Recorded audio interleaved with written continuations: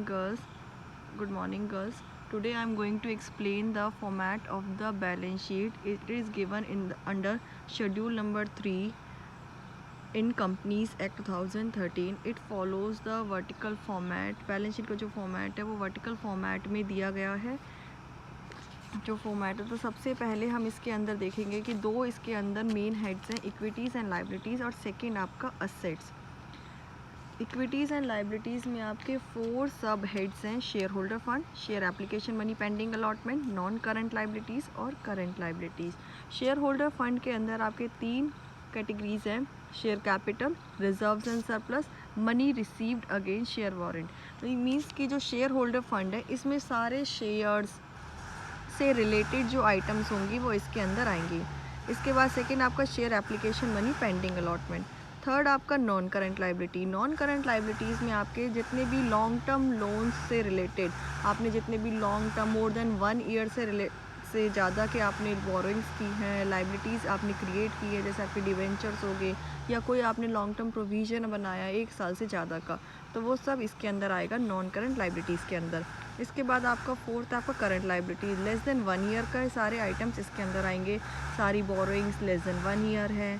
Current liabilities कोई भी आपके शॉर्ट टर्म से रिलेटेड हैं, short term provisions. Trade payables में आपका आएगा डेटर्स, ट्रेड पेबल्स में आएंगे आपके क्रेडिटर्स एंड बिल्स पेबल। इसके बाद सेकेंड आपका सब हेड है असेट्स। असेट साइड में हम देखते हैं कि 2 इसके अंदर मेन हेड्स हैं, नॉन करंट असेट्स और करंट असेट। नॉन करंट में सारे आपके असेट से रिलेटेड, तो फर्स्ट आपका फिक्स असेट, जितनी भी आपकी फिक्स असेट है। सेकंड आपका non current investment. Non current investment मोर देन 1 ईयर से जो आपने इन्वेस्टमेंट की है, लॉन्ग टर्म आपने इन्वेस्टमेंट की है, वो आपके नॉन करंट इन्वेस्टमेंट में आ जाएंगे। फिर नेक्स्ट आपका डेफर्ड टैक्स असेट्स। फोर्थ है आपका long term loans and advance. कोई भी आपने एडवांस दिया है मोर देन 1 ईयर के लिए, वो आ जाएगा आपका इसके अंदर। नेक्स्ट आपका अदर, इसके अलावा कोई और। नेक्स्ट आपका करंट असेट्स, जो सेकेंड में सब हेड है इसके अंदर, करंट असेट। करंट असेट में अगर आपकी मोर देन 1 ईयर की इन्वेस्टमेंट है वो यहाँ पर आ जाएंगी नॉन करंट इन्वेस्टमेंट में। अगर आपकी लेस देन 1 ईयर की है तो वो आ जाएंगी करंट इन्वेस्टमेंट में। इसके बाद सेकेंड आपका इन्वेंट्रीज। इन्वेंट्रीज बेसिकली आपके स्टॉक्स। इसके बाद आपका इसके अंदर आ जाएगा ट्रेड रिसीवेबल्स। ट्रेड रिसीवेबल्स में आपके आएंगे डेटर्स एंड बिल्स रिसीवेबल्स। फिर सारे cash and cash equivalents. Next आपका long term loans and advance, यहाँ पर लेस वाले हैं तो short term loan and advance में। और उसके बाद लास्ट आपका अदर असेट। ये है आपका फॉर्मेट ऑफ बैलेंस शीट। इसके बाद जो आपके ये हेड्स हैं, मतलब आपके शेयर कैपिटल रिजर्व, इनके अंदर भी कुछ आइटम्स हैं, कुछ मतलब इसके अंदर भी आपके कुछ ना कुछ आइटम्स आएंगे, वो हम देखते हैं। नेक्स्ट आपका शेयर होल्डर फंड।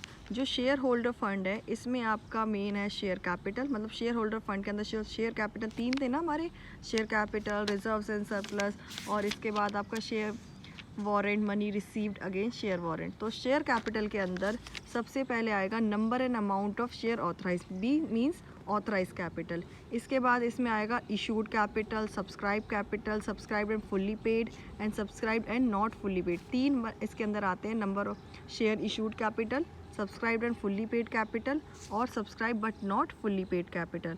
ये होने चाहिए आपके पार वैल्यू पर शेयर वैल्यू पर पार वैल्यू पर होने चाहिए। नेक्स्ट इसके अंदर आपका आता है कॉल्स अनपेड। इसके बाद आपका आता है फोरफिटेड शेयर्स। इसमें आपका नेक्स्ट आपका जो अगली हेडिंग है, जो इसके अंदर एक और हमने छोड़ दिया था कि अगर कोई भी हमने इशू किया है 5 इयर्स के ज़्यादा का, मतलब शेयर अलॉट किए गए हैं, या आपने बाय बैक किया है, या आपने इसके अंदर बोनस शेयर्स का किया है, या आपने जो एम्प्लॉयज़ है कॉन्ट्रैक्ट है उनके साथ किया है, तो ये सब आइटम्स इसके अंदर आ जाएंगी। नहीं, मतलब शेयर से रिलेटेड सारे आइटम्स शेयर कैपिटल के अंदर। नेक्स्ट आपका रिजर्व्स एंड सरप्लस। कोई भी आपने रिजर्व बनाया, capital reserve, any kind of reserve, capital redemption reserve, security premium reserve, debenture redemption reserve, revaluation reserve, ये सारे आपके इसके अंदर आ जाएंगे रिजर्व्स एंड सरप्लस के अंदर। नेक्स्ट आपका share option outstanding account. Next आपका अदर रिजर्व, कोई एनी काइंड। इसके बाद है आपका सरप्लस में आपका बेसिकली स्टेटमेंट ऑफ द, मतलब बैलेंस ऑफ P&L।